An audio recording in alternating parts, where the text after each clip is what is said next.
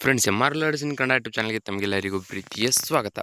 ಇವತ್ತಿನ ಈ ಒಂದು ವಿಡಿಯೋದಲ್ಲಿ ನಾನು ನಿಮ್ಗೆ ಏನು ತಿಳಿಸ್ಕೊಡ್ತಾ ಇದ್ದೀನಿ ಅಂತಂದರೆ, ನೋಡಿ, CISFನಲ್ಲಿ ಖಾಲಿ ಇರುವ ಕಾನ್ಸ್ಟೇಬಲ್ ಆಗಿರ್ಬೋದು, ಡ್ರೈವರ್ ಕಮ್ ಪಂಪ್ ಆಪ್ರೇಟರ್ ಆಗಿರ್ಬೋದು, ಮತ್ತು ಏನಪ್ಪ ಅಂದರೆ ಡ್ರೈವರ್ ಫಾರ್ ಫೈರ್ ಸರ್ವಿಸ್ ಆಗಿರ್ಬೋದು, ಇವೆಲ್ಲ ಹುದ್ದೆಗಳನ್ನು CISFನಲ್ಲಿ ಕರೆಯಲಾಗಿದೆ. ಈ ಹುದ್ದೆಗಳಿಗೆ ಬೇಕಾಗಿರುವ ಶೈಕ್ಷಣಿಕ ಅರ್ಹತೆಯನ್ನು ಮತ್ತು ಅರ್ಜಿಯನ್ನು ಸಲ್ಲಿಸಲು ಪ್ರಾರಂಭ ದಿನಾಂಕ, ಕೊನೆಯ ದಿನಾಂಕ ಯಾವುದು, ಹಾಗೆ ಅರ್ಜಿ ಸಲ್ಲಿಸಲು ಬೇಕಾಗಿರುವ ನಿಮಗೆ ಅರ್ಜಿ ಶುಲ್ಕ ಏನು ಮತ್ತು ಯಾವ್ಯಾವ ಡಾಕ್ಯುಮೆಂಟ್ಸ್ಗಳು ಬೇಕು, ಸಂಪೂರ್ಣ ಮಾಹಿತಿ ಈ ವಿಡಿಯೋದಲ್ಲಿ ನಿಮಗೆ ತಿಳಿಸ್ಕೊಡ್ತಾ ಹೋಗ್ತೀನಿ. ಮಿಸ್ ಮಾಡದೆ ವಿಡಿಯೋ ಕೊನೆವರೆಗೂ ನೋಡಿ.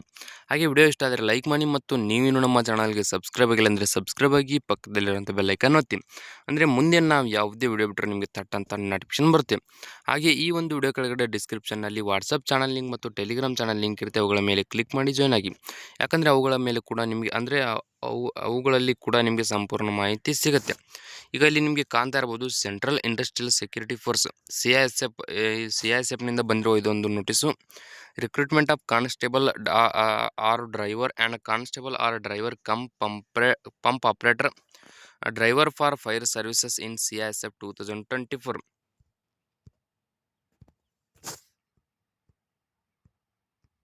ನೋಡಿ, ಈ ಒಂದು ಹುದ್ದೆಗೆ ಏನಪ್ಪ ಅಂದರೆ ನೋಟಿಸು ಬಿಡುಗಡೆ ಆಗಿದ್ದು 2024ರಲ್ಲಿ. ಆದರೆ ಇನ್ನೂ ಕೂಡ ಏನೋ ಅರ್ಜಿ ಸಲ್ಲಿಸುವ ಪ್ರಾರಂಭ ದಿನಾಂಕ ಪ್ರಾರಂಭವಾಗಿಲ್ಲ. ಈಗ ಯಾವಾಗ ಆಗುತ್ತೆ ಅಂತ ಈ ವಿಡಿಯೋದಲ್ಲಿ ನಿಮಗೆ ಹೇಳ್ತೀನಿ.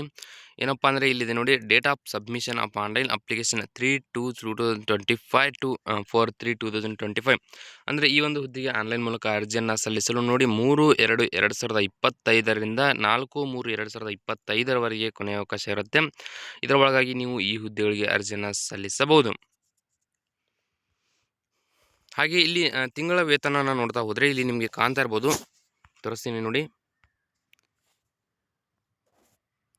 ಪೇ ಲೆವೆಲ್ 3 ಇನ್ ಪೇ ಮ್ಯಾಟ್ರಿಕ್ಸ್ 21,700 ರೂಪಾಯಿದಿಂದ ಹಿಡಿದು ಇಲ್ಲಿ ಕಾಣ್ತಾ ಇರ್ಬೋದು, ನಿಮಗೆ ತೋರಿಸ್ತೀನಿ ನೋಡಿ, 69,100 ರೂಪಾಯಿವರೆಗೆ ನಿಮಗೆ ತಿಂಗಳ ವೇತನವನ್ನು ನೀಡಲಾಗುತ್ತೆ.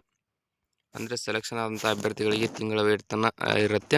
ಇಲ್ಲಿ ಒಟ್ಟು ಹುದ್ದೆಗಳನ್ನು ನೋಡ್ತಾ ಹೋಗಿ, ಮೊದಲಿಗೆ ನ್ಯಾಷನಾಲಿಟಿ ಸಿಟಿಜನ್ಶಿಪ್ ನೋಡ್ತಾ ಹೋಗಿ, candidate must be a citizen of India. ಅಂದರೆ ಕೇವಲ ಭಾರತದ ಪ್ರಜೆಯಾಗಿರುವಂಥ ಅಭ್ಯರ್ಥಿಗಳಿಗೆ ಮಾತ್ರ ಈ ಒಂದು ಹುದ್ದೆಗೆ ಅರ್ಜಿಯನ್ನು ಸಲ್ಲಿಸಲು ಅವಕಾಶ ಇರುತ್ತೆ. ಹಾಗೆ ಇಲ್ಲಿ ಕ್ಯಾಟಗರಿ ವೈಸ್ ಹುದ್ದೆಗಳನ್ನು ಹಂಚಿಕೆ ಮಾಡಿದ್ದಾರೆ. ಇಲ್ಲಿ ನೋಡ್ತಾ ಹೋಗಿ, ಕಾನ್ಸ್ಟೇಬಲ್ ಡ್ರೈವರ್ ಈ ಒಂದು ಹುದ್ದೆಯಲ್ಲಿ ನೋಡ್ತಾ ಹೋಗಿ, UR ಕ್ಯಾಟಗರಿಯವರಿಗೆ 344, SC ಅವರಿಗೆ 126, ST 63, OBC 228, EWS 84, ಹಾಗೆ ESM 85. ಒಟ್ಟು ಇಲ್ಲಿ 845 ಕಾನ್ಸ್ಟೇಬಲ್ ಡ್ರೈವರ್ ಹುದ್ದೆಗಳ ನೇಮಕಾತಿಯನ್ನು ಕರೆಯಲಾಗಿದೆ. ಹಾಗೆ constable driver cum pump operator, driver for fire services ಇಲ್ಲಿ ನೋಡ್ತಾ ಹೋಗಿ, ಕ್ಯಾಟಗರಿ ವೈಸ್ 116 UR ಅವರಿಗೆ, ಹಾಗೆ SC ಅವರಿಗೆ 41, ST ಅವರಿಗೆ 20, OBC 75, EWS 27, ಇಲ್ಲಿ ESM ಅಭ್ಯರ್ಥಿಗಳಿಗೆ 28, ಇಲ್ಲಿ ಒಟ್ಟು 279 constable driver cum pump operator, driver for fire services ಹುದ್ದೆಗಳನ್ನು ಕರೆಯಲಾಗಿದೆ. ಒಟ್ಟು ಇಲ್ಲಿ 1,124 ಹುದ್ದೆಗಳನ್ನು ಖಾಲಿ ಇದ್ದು ನೀವು ಆನ್ಲೈನ್ ಮೂಲಕ ಅರ್ಜಿಯನ್ನು ಸಲ್ಲಿಸಬಹುದು. ಇಲ್ಲಿ ಕ್ಯಾಟಗರಿ ವೈಸ್ ಏಜ್ ರಿಲ್ಯಾಕ್ಸೇಷನ್ ಕೂಡ ಇದೆ, ರಿಸರ್ವೇಷನ್ ಕೂಡ ಇಲ್ಲಿ ಕೊಡಲಾಗಿದೆ. ಹಾಗೆ ಇನ್ನೊಂದು ಏನಪ್ಪ ಅಂದರೆ, ಇಲ್ಲಿ ಈ ಒಂದು ಹುದ್ದೆಗೆ ಅರ್ಜಿಯನ್ನು ಆಯ್ಕೆ ಪ್ರಕ್ರಿಯೆ ಯಾವ ರೀತಿ ಇರುತ್ತೆ ಅಂತ ನೋಡ್ತಾ ಹೋಗಿ, ಮೊದಲಿಗೆ PET documentation and trade test. ಅಂದರೆ ಮೊದಲಿಗೆ ಈ ಒಂದು ಹುದ್ದೆಗೆ ಆಯ್ಕೆಯಾಗಲು ಮೊದಲಿಗೆ ನಿಮ್ಮ ಒಂದು ಫಿಸಿಕಲ್ ಟೆಸ್ಟ್ ಇರುತ್ತೆ. ಫಿಸಿಕಲ್ ಟೆಸ್ಟ್ ಆದ ನಂತರ ಡಾಕ್ಯುಮೆಂಟ್ ವೆರಿಫಿಕೇಷನ್ ಇರುತ್ತೆ. ಡಾಕ್ಯುಮೆಂಟ್ ವೆರಿಫಿಕೇಷನ್ ಆದ ನಂತರ ಯಾರ್ಯಾರು ಡಾಕ್ಯುಮೆಂಟ್ ವೆರಿಫಿಕೇಷನಲ್ಲಿ ಪಾಸ್ ಆಗ್ತಾರೋ ಅಂಥವರಿಗೆ ರಿಟರ್ನ್ ಎಕ್ಸಾಮಿನೇಷನ್ ಇರುತ್ತೆ. ರಿಟರ್ನ್ ಎಕ್ಸಾಮಿನೇಷನ್ ಆದ ನಂತರ ಡಿಟೇಲ್ಡ್ ಮೆಡಿಕಲ್ ಎಕ್ಸಾಮಿನೇಷನ್ ಅಂದರೆ ಮೆಡಿಕಲ್ ಟೆಸ್ಟನ್ನು ನಡೆಸಿ ಈ ಒಂದು ಹುದ್ದೆಗೆ ಆಯ್ಕೆ ಮಾಡಿಕೊಳ್ಳಲಾಗುತ್ತದೆ. ಮೊದಲಿಗೆ ಫಿಸಿಕಲ್ ಟೆಸ್ಟ್, ಡಾಕ್ಯುಮೆಂಟ್ ವೆರಿಫಿಕೇಷನ್, ನಂತರ ಎಕ್ಸಾಮ್, ಆಮೇಲೆ ನಿಮ್ಮ ಒಂದು ಮೆಡಿಕಲ್ ಟೆಸ್ಟ್. ಈ ರೀತಿಯಾಗಿ ಈ ಒಂದು ಹುದ್ದೆಗೆ ಆಯ್ಕೆ ಮಾಡಿಕೊಳ್ಳಲಾಗುತ್ತದೆ. ಏಜ್ ಕ್ರೈಟೇರಿಯಾ ಬಂದುಬಿಟ್ಟು ನೋಡಿ, 21 ವರ್ಷದ ಮೇಲ್ಪಟ್ಟಂಥ ಅಭ್ಯರ್ಥಿಗಳಿಂದ ಹಿಡಿದು 27 ವರ್ಷದ ಒಳಗೆ ಇರತಕ್ಕಂಥ ಅಭ್ಯರ್ಥಿಗಳು ಈ ಒಂದು ಹುದ್ದೆಗೆ ಅರ್ಜಿಯನ್ನು ಸಲ್ಲಿಸಲು ಅವಕಾಶ ಇರುತ್ತೆ.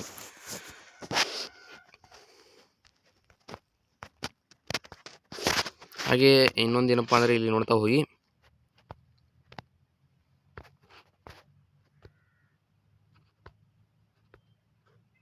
ಇಲ್ಲಿ ಮೊದಲಿಗೆ ಏನಪ್ಪ ಅಂದರೆ ಎಜುಕೇಷನಲ್ ಕ್ವಾಲಿಫಿಕೇಷನ್ ನೋಡ್ತಾ ಹೋಗಿ, government of India notification declaring that such qualification is equivalent to matriculation 10th class pass for service under central government.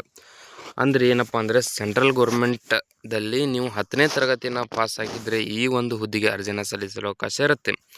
ನೀವು ಕೇವಲ 10ನೇ ತರಗತಿ ಯಾವುದೇ ಬೋರ್ಡ್ ಅಂದರೆ ಸ್ಟೇಟ್ ಬೋರ್ಡ್ ಆಗಿರ್ಬೋದು, ಸೆಂಟ್ರಲ್ ಬೋರ್ಡ್ ಆಗಿರ್ಬೋದು, ಯಾವುದೇ ನೀವು ಬೋರ್ಡ್ನಿಂದ ಪಾಸ್ ಆಗಿದ್ದರೂ ಕೂಡ ಈ ಒಂದು ಹುದ್ದೆಗೆ ಅರ್ಜಿನ ಸಲ್ಲಿಸಲು ಅವಕಾಶ ಇದೆ. ಹಾಗೆ the candidate should have the valid driving licence in the following type of vehicle. ಅಂದರೆ ನೀವು ಈ ಒಂದು ಹುದ್ದೆಗೆ ಅರ್ಜಿನ ಸಲ್ಲಿಸಲು ಕಡ್ಡಾಯವಾಗಿ ಲೈಸೆನ್ಸನ್ನು ಹೊಂದಿರಬೇಕು. ಅದು ಯಾವ ರೀತಿಯ ಲೈಸೆನ್ಸ್ ಹೊಂದಿರಬೇಕು ಅಂತ ಇಲ್ಲಿ ಕೊಟ್ಟಿದ್ದಾರೆ ನೋಡಿ. Heavy motor vehicle or transport vehicle, ಕಡ್ಡಾಯವಾಗಿ ನೀವು ಈ ಒಂದು ವೆಹಿಕಲ್ನ ಲೈಸೆನ್ಸನ್ನು ಹೊಂದಿರಬೇಕು.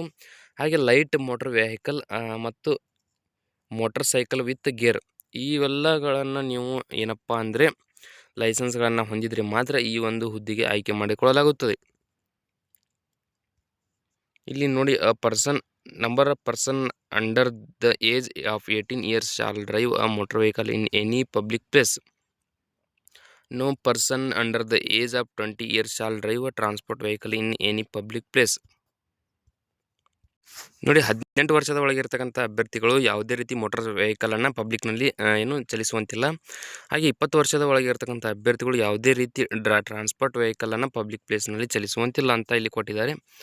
ಈ ವಿಡಿಯೋದಲ್ಲಿ ಇಷ್ಟೇ ಇರುತ್ತೆ. ವಿಡಿಯೋದಲ್ಲಿ ನಿಮ್ಗೆ ಏನಾದರೂ ಡೌಟ್ ಇದ್ದರೆ ಕಮೆಂಟ್ ಮಾಡಿ. ನೀವೇನು ನಮ್ಮ ಚಾನಲ್ಗೆ ಸಬ್ಸ್ಕ್ರೈಬ್ ಆಗಿಲ್ಲ ಅಂದರೆ ಸಬ್ಸ್ಕ್ರೈಬ್ ಆಗಿ ಪಕ್ಕದಲ್ಲಿರುವಂಥ ಬೆಲ್ ಐಕಾನ್ ಒತ್ತಿ. ಮುಂದೆ ನಾವು ಯಾವುದೇ ವಿಡಿಯೋ ಬಿಟ್ಟರೆ ನಿಮಗೆ ತಟ್ ಅಂತ ನೋಟಿಫಿಕೇಶನ್ ಬರುತ್ತೆ. ಇಲ್ಲಿ ಇನ್ನೊಂದೇನಪ್ಪ ಅಂದರೆ, for general EWS SC and OBC candidates except those in below. ಅಂದರೆ ಇಲ್ಲಿ ಈ ಒಂದು ಅಭ್ಯರ್ಥಿಗಳಿಗೆ ಹೈಟ್ ನೋಡ್ತಾ ಹೋಗಿ 167 ಸೆಂಟಿಮೀಟರ್ ಇರಬೇಕು. ಹಾಗೆ minimum 80 centimetre with minimum expansion with 5. ಅಂದರೆ ನೋಡಿ, 85ರಿಂದ 85ರವರೆಗೆ ನಿಮ್ಮ ಎದೆಯ ಸುತ್ತಳತೆ ಇರಬೇಕು. ಈ ರೀತಿಯಾಗಿ ಕೊಟ್ಟಿದ್ದಾರೆ. ಹಾಗೆ ಇಲ್ಲಿ all candidates belonging to scheduled tribes, ಇಲ್ಲಿ ಎಲ್ಲ ವರ್ಗದ ಅಭ್ಯರ್ಥಿಗಳಿಗೆ 160 ಸೆಂಟಿಮೀಟರ್ ಹೈಟ್ ಆಗಿರಬೇಕು. ಹಾಗೆ 76ರಿಂದ 81ರವರೆಗೆ ಒಂದು ಎದೆಯ ಸುತ್ತಳತೆ ಇರಬೇಕು.